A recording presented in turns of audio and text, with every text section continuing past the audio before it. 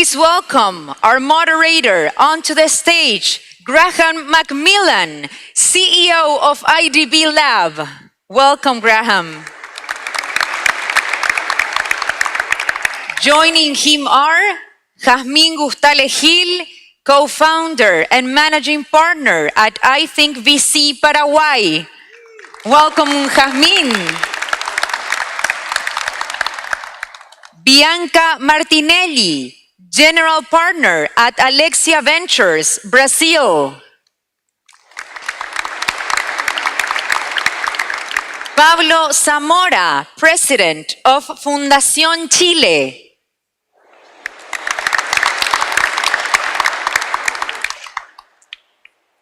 Graham, the floor is yours. Muchas gracias. Good afternoon. This is a tough time. People are going to eat lunch or have eaten lunch, going to the meetings, but you've actually chosen the best panel, and you just haven't realized this yet. The reason I can say that is because my colleagues here are the ones really doing the work.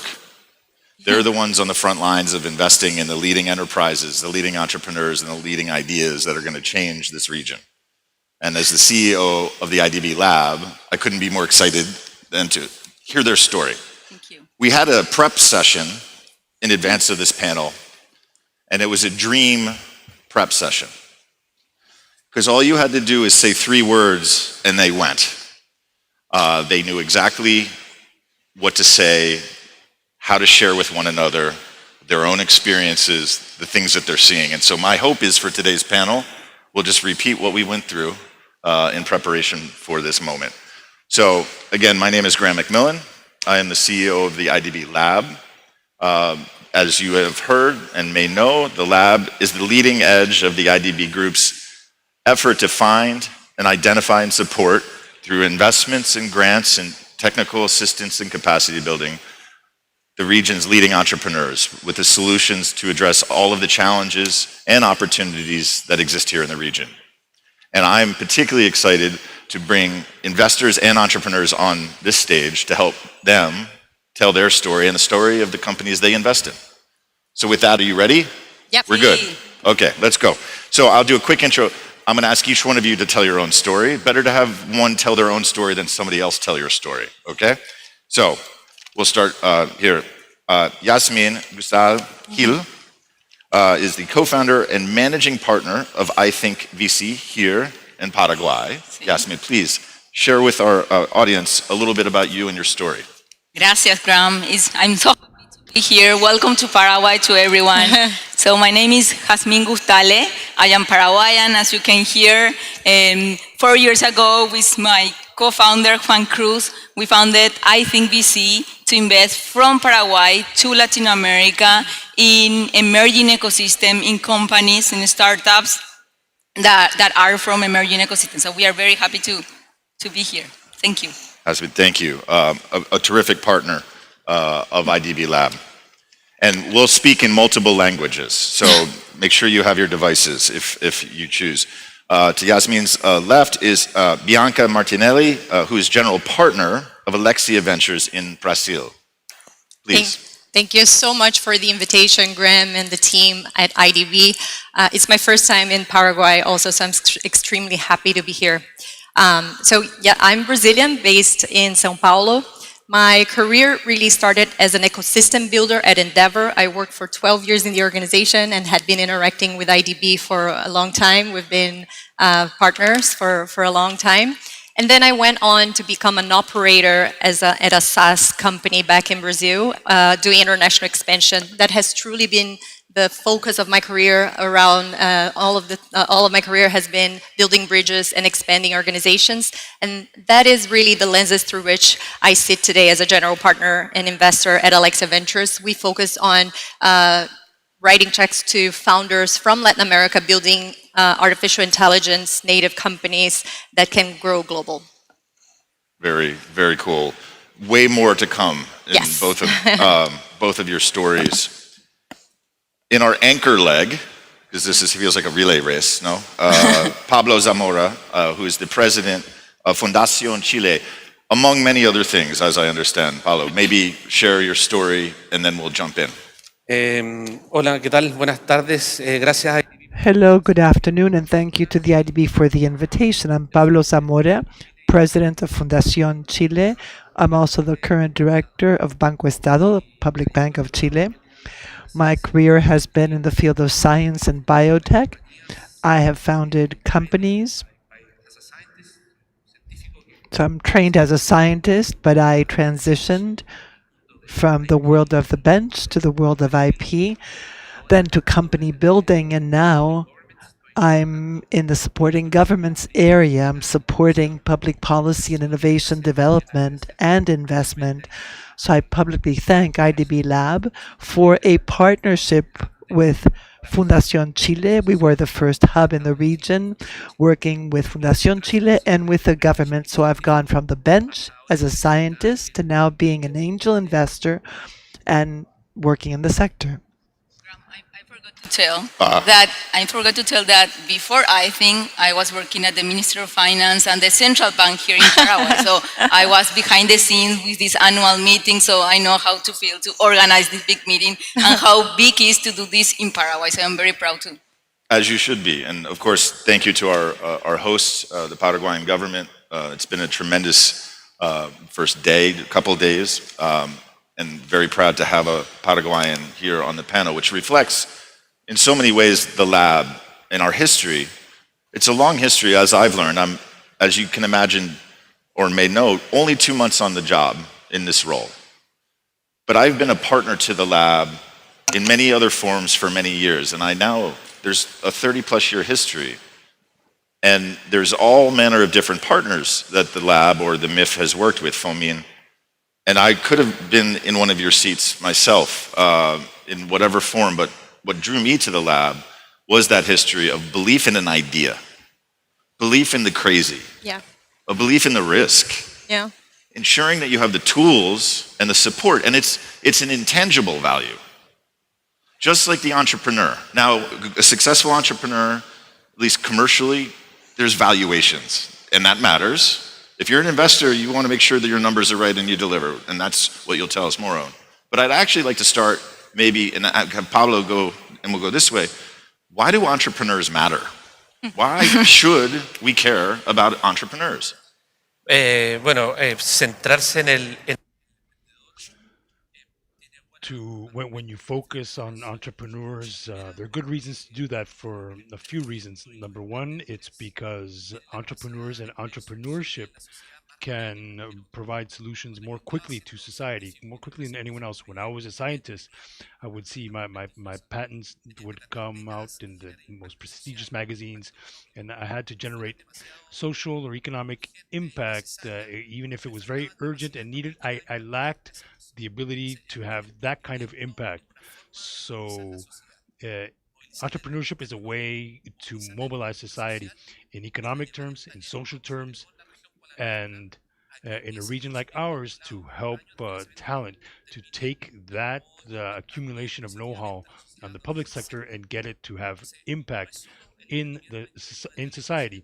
So it's not something that you only look at from economic terms. We also need to have a social view of it and to show how the world of knowledge and the world of business can come together in order to have a positive effect, a solution that these investors, which end up being entrepreneurs, that they can put out in society. Absolutely. Pardon. I actually love this question so much, Graham. Thank you for starting with it, because I think it sets the tone for our entire panel.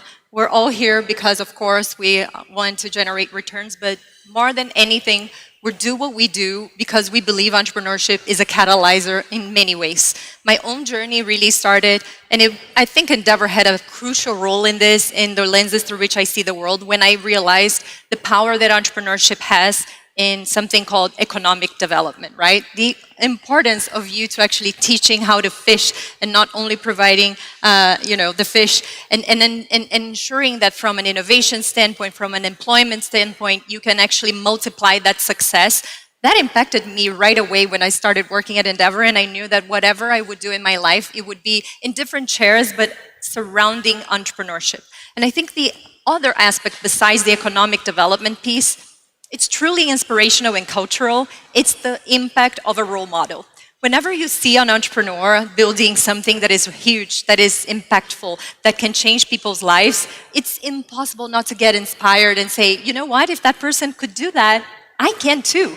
And the moment I started dealing with this, that's the thing, it's kind of a bug that hits you and you say, it's impossible to get away from this environment where innovation, where hope and opportunity, because we know we're living tough times, right, in the world right now, and of course we have to acknowledge it. But from a day-to-day, when we see entrepreneurs surpassing all of the obstacles, it gives us hope for a better future.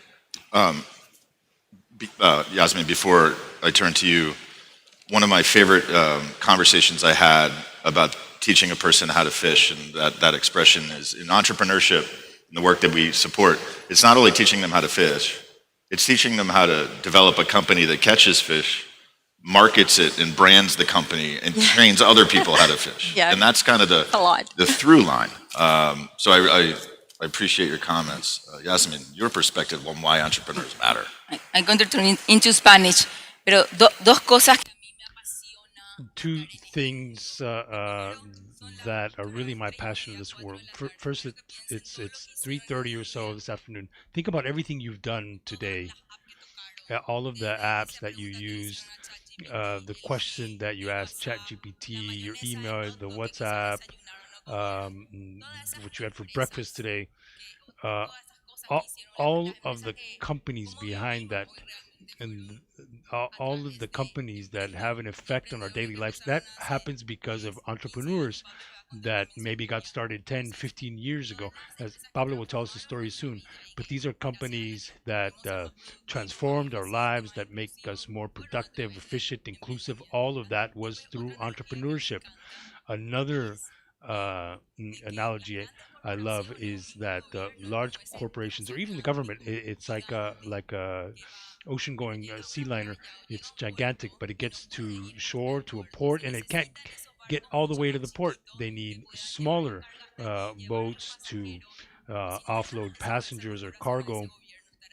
There's no point to being there without that for a government or large corporation, and that's what entrepreneurs are for. They're more nimble, they move more quickly. That's how we should look at it.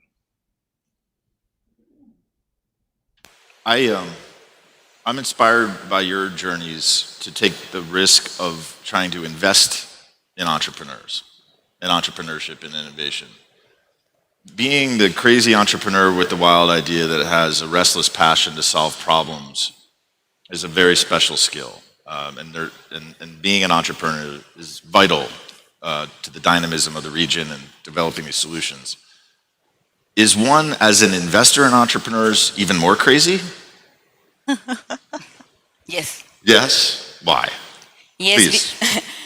Yes, because especially when you start this for the first time in ecosystems that there is so many less angel investors, so many little angel investors, or so many, there is not ecosystem. So in Paraguay especially. In Paraguay. So we focus investing in entrepreneurs coming from Ecuador, Peru, Bolivia, Paraguay, and Uruguay. And we started 4 years ago with this fund. Actually, tell us about the fund. What stage, how much capital? Yeah. Are you raising capital now? Yeah, we invest in early stage.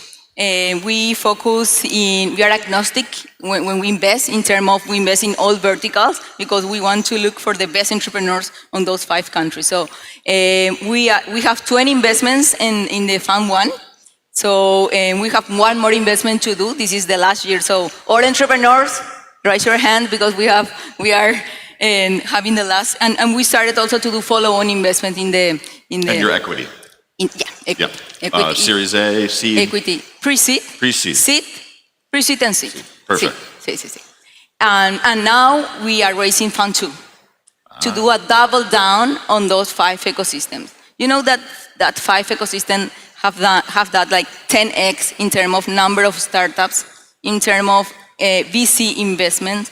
So back then when we started, that was 5 years ago, when we started was only 2% of all the VC in Latin America, Spanish Latam, and now it's 6%. So look to this small ecosystem because are growing a lot. Juan Pablo, your journey in becoming an investor, What is your perspective on the opportunity, the discipline that you've had to bring into that is special?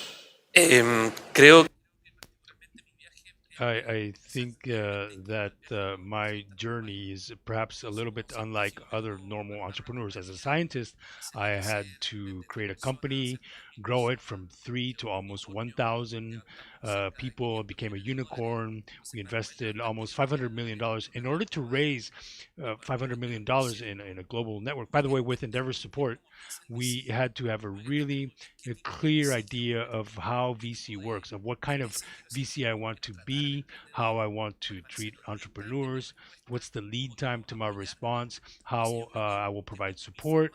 So the way I approached investment really has more to do with the pain that I experienced as an entrepreneur, because I've had experience with good venture capital and bad venture capital, and not everyone in the investment world will empathize with the person on the other side of the table, the entrepreneur. I had come from the United States with my two partners. I was a professor in the UC system in the US. Another was a Harvard professor. I said, let's go back to Chile, start a company.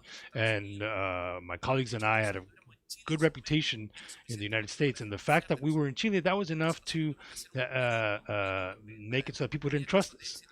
And there were no successful case examples at that point. So we had to go out to the world and talk about our idea, which was to have deep learning and apply that to massive feeding systems. And there were large venture capitalists in Asia and the United States who believed that we couldn't do what we wanted to do in Chile. There was a lack of trust in local capital markets. This is more than 10 years ago. And there was no belief that the talent in our countries would have the skill it needed in order to create a global company. So we had to do two things.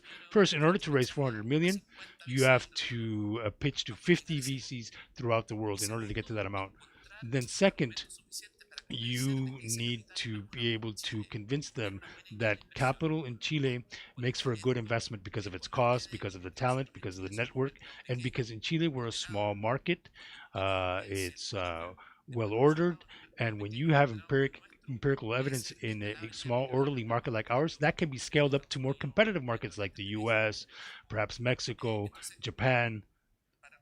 And so to answer your question, what I learned as an entrepreneur made me realize what kind of investor I want to be.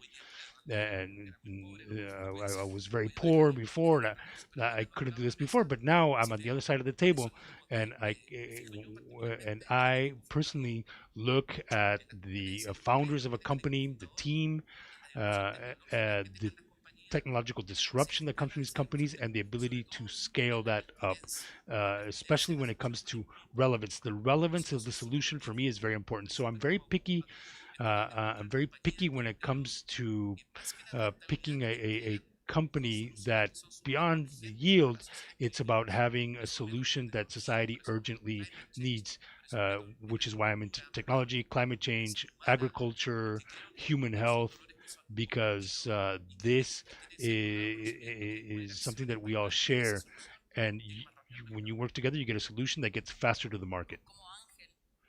As an angel investor. With me, my own journey I was on the other side of the table for half of my career. And when I decided to go to capital allocation, it was because I didn't want others to suffer like I had suffered. What you shared resonated with me. Bianca, does that resonate with you? 100%. I think maybe? 100%. I think we're so aligned in this panel. I love hearing all of your stories. We have to disagree on something. That's true. No, but honestly, so I always say I started my career doing, venture capital without the capital. It was 2007, and what I was doing, choosing founders to supporting them, but without the capital, was truly a lot of what I do today. And I think what I have come to understand throughout my journey as an ecosystem developer and as an operator is really the role of capital in actually fostering those journeys and how important it is. I myself also never thought, oh yes, sure, I will become a capital allocator. That was not my main motive for becoming a GP at a fund. It was truly the impact and the role that I would have in changing those lives and those economies. That has always been my drive. But to your first point, Graham, which I love, if entrepreneurs are crazy, if we are crazy of doing this, I actually think entrepreneurs are contrarian by nature, and they need to be, and I actually always love that. When I started working at Endeavor, coming out of business school, everyone was saying, Endel, what are you doing with your career? Because no one knew what the organization really was. And when I come back to Brazil 12 years later, when I was living in the United States, it was mind-blowing to see the effect that it had had in the ecosystem from a cultural standpoint as well as an economic one. And now as I build Alexa Ventures with my partners, it feels so much like a startup. We are founders ourselves of this startup that is backing the new generation of founders from Latin America, actually even coming back to Latin America because I was living in the United States, which is a much more developed world. But to have the courage to go back to my country and say, look, I'm going to build those bridges from Latin America to the world, that was also contrarian. And from a VC standpoint, from a venture capital standpoint, that's where alpha really is. That's where we'll get the better returns. When you are seeing something, potentially some other people are not. So I love that, and I love that we can talk more about the ecosystem and how we're seeing it. But I myself, I am an optimist about what we're living here in terms of talent, in terms of access to capital, in terms of what technology is allowing us to do. It's incredible. Latin America is not behind this wave. Latin America is building with the world at the same time, and that is massive. Now, and I'm going to actually come right back to you, Bianca, on maybe a more specific question, but for those of you who are not familiar, and I would hope most of you are, Endeavor is one of those organizations that has created a generation of talent that learned that ecosystem of talent and intention and discipline and focus and repeatability has led to countless people out in different regions around the world doing the very thing that you're doing. And that matters. So it's the investment in the discipline with the term sheet and the cap table and the side letters and all the attorneys, of course. All of that discipline and investment matters, but where that talent comes from an ecosystem. And Endeavor is an interesting example of how you emerged out of one of those ecosystems. But I'm going to drill down into something that I think is part of the narrative. Truth or fiction? I don't know. I will ask you. Liquidity paths. Latin America, there's energy, there's opportunity, the time horizon, so exciting. Technology is, but as investors, they want their money back. So where does the liquidity come from, especially in venture? Yep. Well, I'll start with where I think money is flowing in. And I think right now, more than ever, money is flowing into capital efficient business models with good unit economics. And never have I seen in my almost 20 years of working in the region, never have I seen so many interesting opportunities to investing across all verticals: agriculture, energy, as Graham said, fintech. So many fintech opportunities were becoming a very important role model. Brazil in particular is being very pioneer on so many fronts. So it's been amazing from a deal flow perspective, right? But venture capital works in cycles. And so liquidity matters because you need to actually recycle that capital to be able to continue investing in the region, and that is crucial, and that is also the very important role that organizations such as IDB Lab perform for the industry as well. From my perspective, I think when we talk about liquidity paths in Latin America, we have to be very real about what those mean, really. And I think we have to talk about M&A opportunities and secondaries as a very important opportunity to generate liquidity for the region. I'm optimistic because I was checking some stats, and just last year we had an increase in exits of the rate of almost 180%. So I think that it's actually improving year over year. I do believe in the next 2 years we're going to have much more.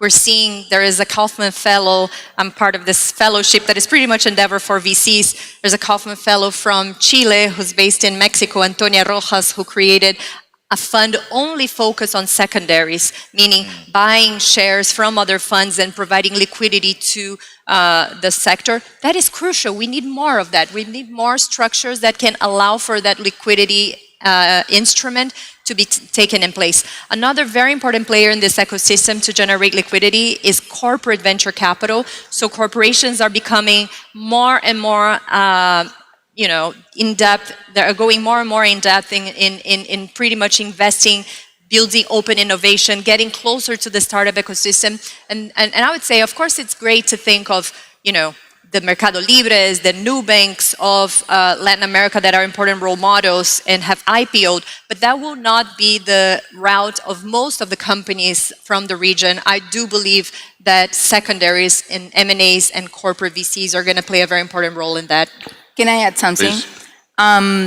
When you ask to an American investor, to an investor from the US about liquidity, the first time he or she thinks is about IPOs. Yeah. IPO. So in Latin America, there is no liquidity because there are no IPOs. Actually, only 2% of the exits in Latin America had been through IPOs. 2%. 2%. So you're saying that's a low probability? That's a very little probability. And I agree with Bianca that here is M&As and secondaries. And this is part of the curve of where we are as an ecosystem. As a regional ecosystem. So now we are seeing more funds focus on secondaries, more family office corporations opening their corporate venture capital, opening their new business model. But I think this is also a job that I think that IDB Lab should focus more is, we work with a lot of investors that are corporate, and most of them have big new business units, and they are opening this new business. But then you check and you talk to them what they buy, what they are interested in. It are more like real estate things. And then you ask, did you see this tech company, how well it's doing? This is the revenue. Did you check? And they don't know how to do this business. It's not because they don't want. It's like it's so far away from them. So there is a job to be done, especially in emerging ecosystems in Latin America. Juan Pablo, please. No, gracias. Thank you. I agree with Yasmin and Bianca, but we do have to recognize some facts, some realities.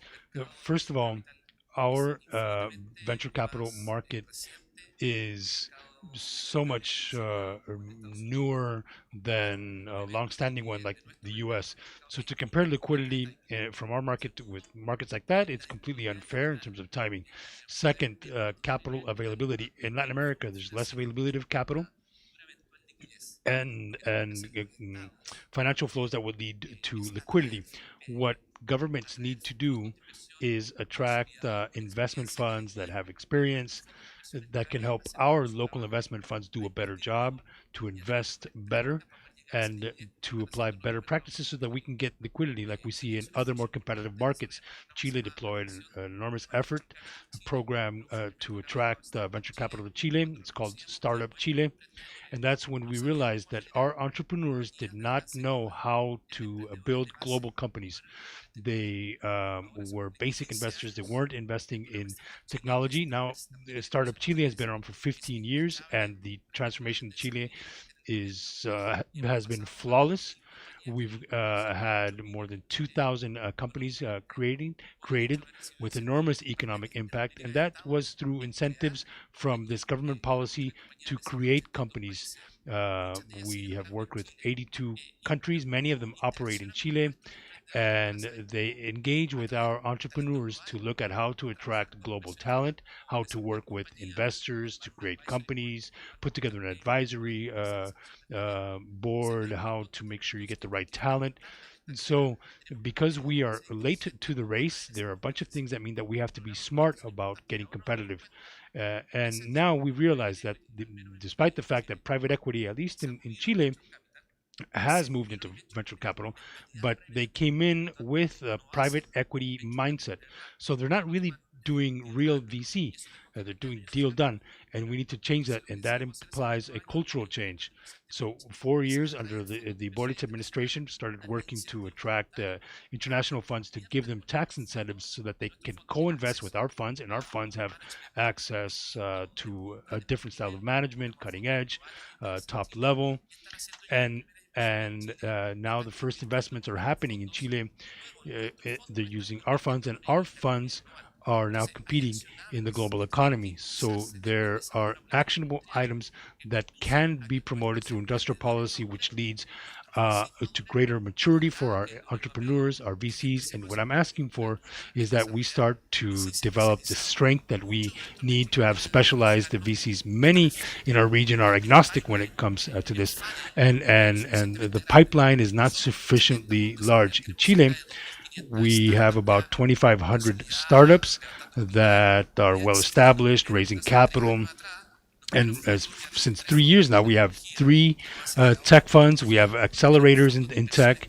We have specific investment funds in food tech and ag tech. Not all of these were created in Chile. Some of them came from the outside. We brought them in, set them up in Chile in order to start investment in that sector.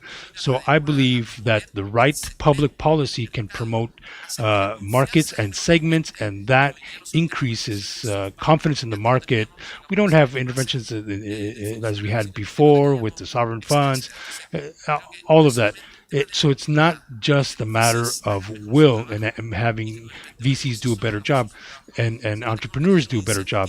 Rather, what we need is an incentive so that the structure, the innovation ecosystem that's based on venture capital, for it to come to a stage of maturity, which means getting private equity to move into VC, to change the mindset toward VC, to get good practices in VC, to attract talent and have the multipliers for the region.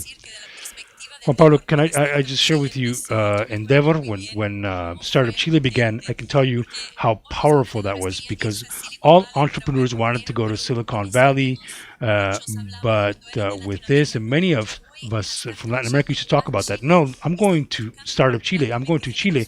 And that led to a cultural exchange.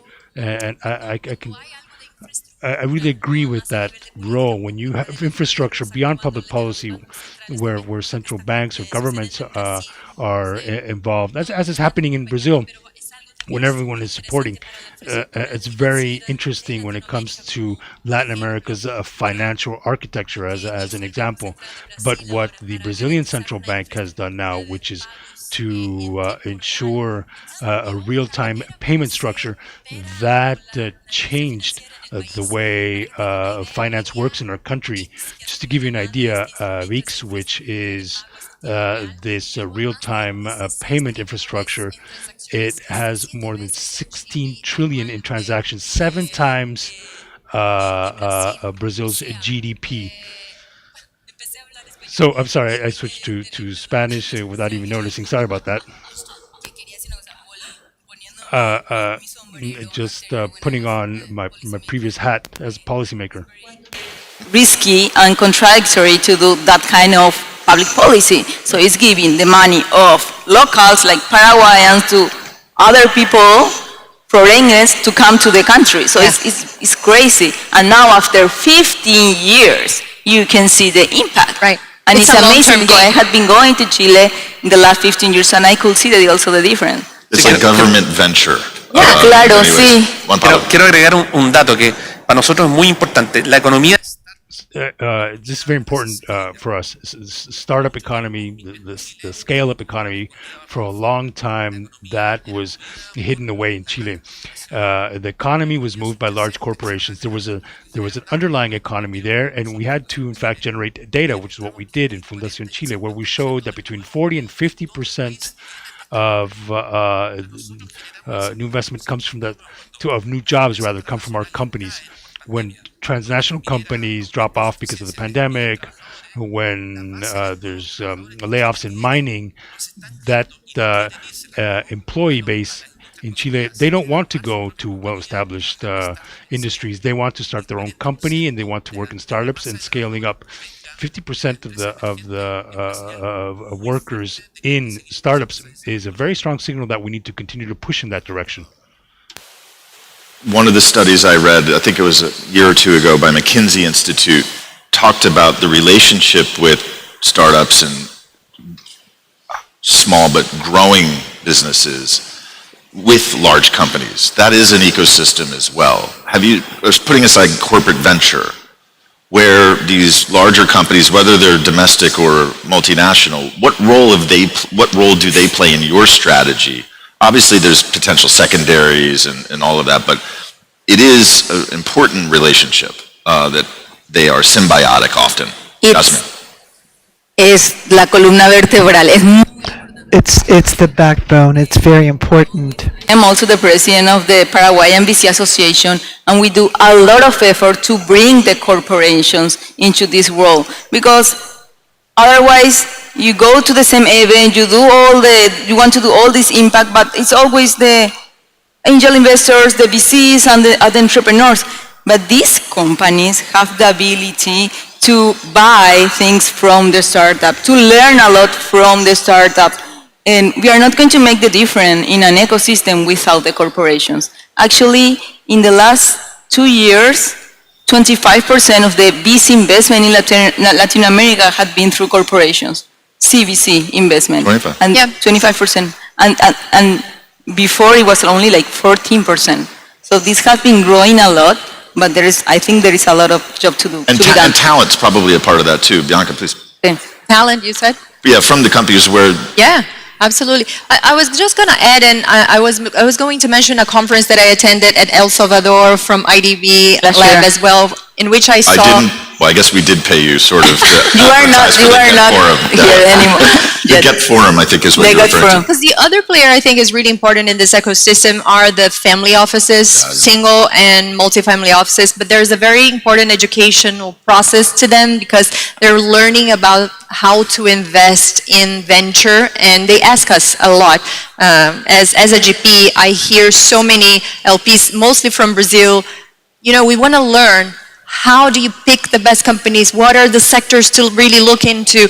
What will AI do to different sectors? So they rely on us as partners from an educational standpoint. And what I saw IDB doing in El Salvador, which I loved, was this gathering of family offices so they could really discuss their role in the ecosystem. I think that is crucial, and education is really key here to allow us to mature as an ecosystem in Latin America as a whole.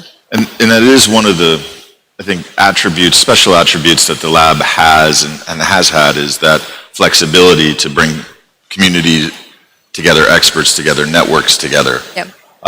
And I think that the next Get Forum, which will be next year in Ecuador, or this year, excuse me, yes, will be in Ecuador, and we invite you all to attend because you've met 3 amazing entrepreneurs and investors here. Multiply that by 1,000. Maybe not quite 1,000. It was amazing. I really recommend. Yeah. October 6 and 7. Oh. You know more than I do. This is amazing. In Ecuador, we invest there, so we have to know. No, it's an amazing event that we are very excited to produce. Let me ask you before we start to come in to the end of the session. Our previous panel, which we kind of heard because we were preparing for this one, talked about AI.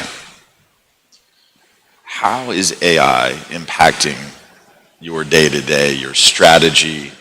Is it augmenting? Is it disrupting? Is it enhancing? What is it for you, Juan Pablo? Maybe we'll start with you and work this way. Is it scary? Is it exciting? Is it everything?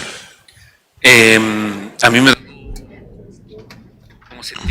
Well, as a scientist, I worked with AI back in 2010 when I was teaching in the US. The first AI company was deep learning, machine learning, and all those combinations that seem minor today but were quite sexy back then.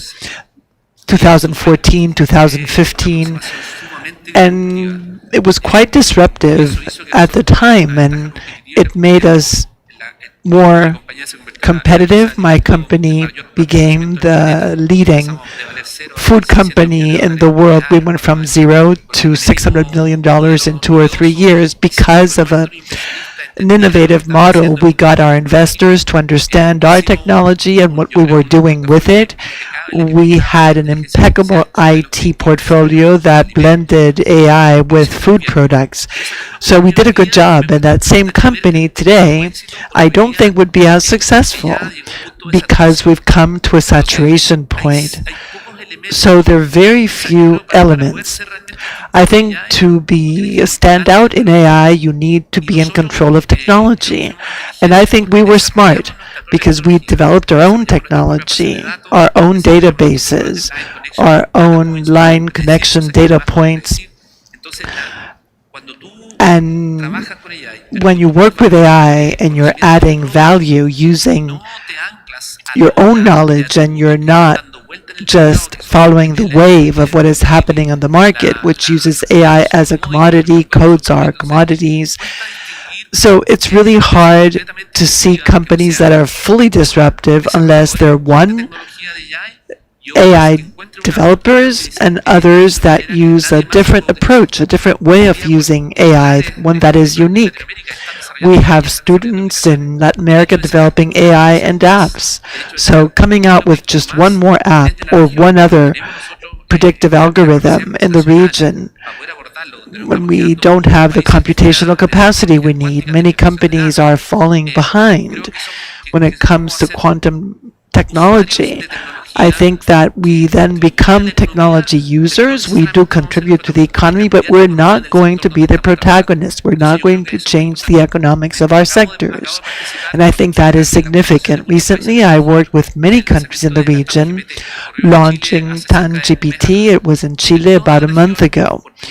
For the first time, the entire region agreed. We had more than 80 regional institutions spanning Caribbean, Mexico, and all the way to Chile, provided data that do away with the biases of the global north, which determine the predictive models based on the data they use. So we used our own cultural database, our own biodiversity, strategic minerals. If we mine our own data, plus we use a specific AI approach, that will benefit the region. If we don't take that approach and continue to be users, we will be the last train car. China came first, the US came first, Asian countries followed, and then we were just observers. So we're not going to be on the front line. That's going to be a problem for us. I am fascinated by AI, and I would say I think each and every one of us needs to embrace the technology. It is happening. It is here. It is going to reinvent the way each and every one of us work, period. I think we need to be proactive and we need to embrace it. From an investor standpoint, I fully understand and appreciate your point on Latin America in comparison to other regions, but as I said before, I'm beyond excited about what artificial intelligence means for Latin America. I think it's actually providing the ability to close infrastructural gaps that are long-lasting. And I think we have so much talent in the region from an application layer. We're talking here in Latin America and the Caribbean, I would say, on the application layer, that's where at least Alexa Ventures is very focused on investing in the new generation of founders. And we have outstanding talent that now has access to capital, because capital and talent now they're decoupled. You have access to capital globally as well. And the bar to actually be able to produce incredible companies from a technological standpoint is, lowering, what you need is what I think we have so much as Latin American founders and executors and operators. We know how to deal with chaos. We're very resilient. We're very good in human relations and communication and being, very approachable. That's the Latin nature, and I think that puts us in a very important competitive landscape position in the competitive landscape from a competition standpoint. More than that, I'm excited that we're seeing more companies from Latin America to build to the world, right? Like you did, like you're doing, So I feel like this is absolutely inspiring. And the final point I will say, just for the legacy software companies in our portfolio at least, it's absolute sense of urgency to make sure that your company is AI defensible and AI compatible. It's really important to move that direction. Does that resonate? No. Yes, but I want to add something. Al mismo tiempo que While you have the capacity to work with technology to do something that's cutting edge, Paraguay, Chile, Brazil, at the same time you have a competitor in Silicon Valley or New York doing the same thing. So it may have been democratized, but now you can have 8 or 10 scientists doing that using the same technology and making $20 a month, or actually it's many more to build an AI company. But obviously it's democratized and you also have capacity, but there's also competition and you can't overlook that. I agree. Thank you. Minutes left in our session. Self-serving question. If you were in my seat, not literally, but if you were the new CEO of the lab, what would be your number one priority as a partner, as an investee, as a grantee? What would you say is your number one priority? Maybe Yasmin, and we'll go the other way. And weave in a final word for our audience that you would want them to remember you by. Yeah, we talk about that main priority today. I think it's liquidity. Liquidity, how can you bring more liquidity into LATAM? And we have to be very creative. We have been very creative in the last 20 years developing the ecosystem, but there are so many things. You have governments at the same time sitting in IDB Group, so this requires very creative solutions. It's design, it's policy, it's all about focused liquidity. Like, for example, a stock change of 5 countries at the same time. Ah. Or like IPOs, yeah. but in some stock chains from Mercosur, I will be open. These kind of things. Yeah. Change. What is the one thing you want our audience to remember? You, Yasmin. Look, these small but big countries that are in Latin America, because they are growing a lot and there are great opportunities. So if you want to do an angel investing, look for Paraguay, look for Ecuador, Peru.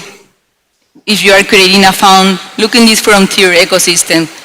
There is great Brazil and Mexico, but look the growth of these small ecosystems. Which can suit venture very well. Bianco, what words of advice, what would you do if you were in my shoes, and what is the one thing you want our audience to remember?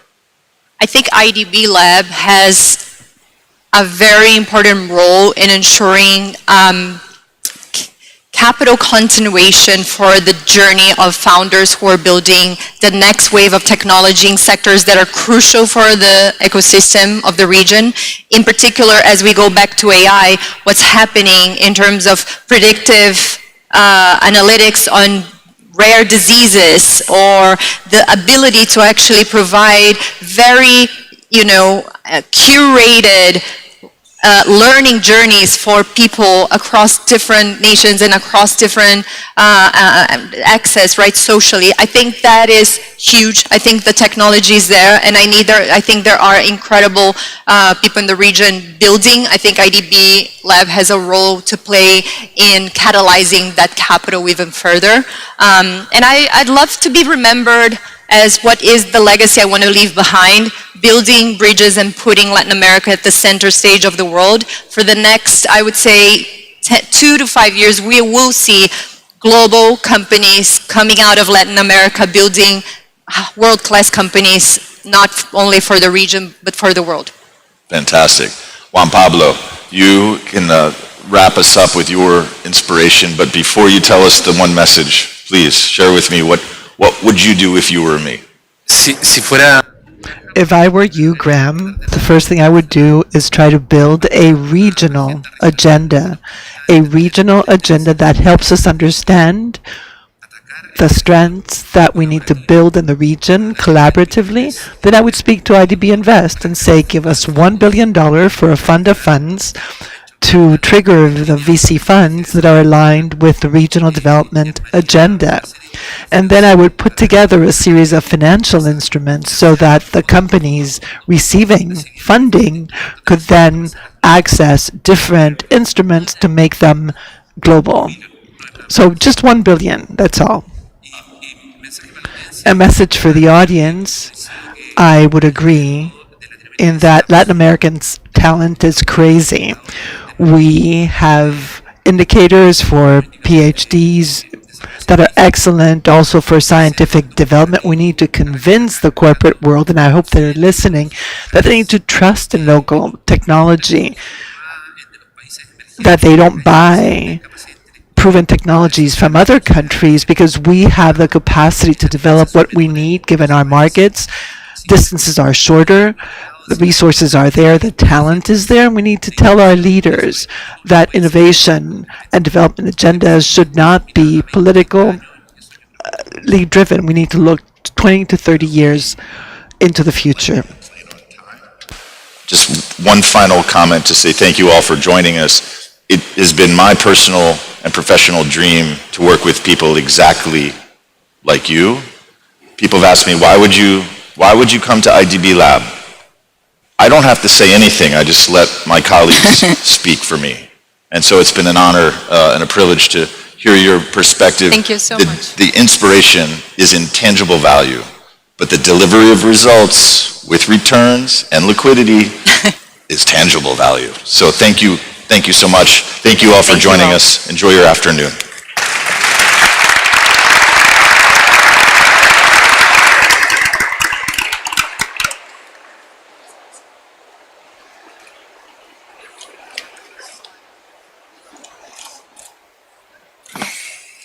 Thank you, Graham, and thank you to all of the panelists.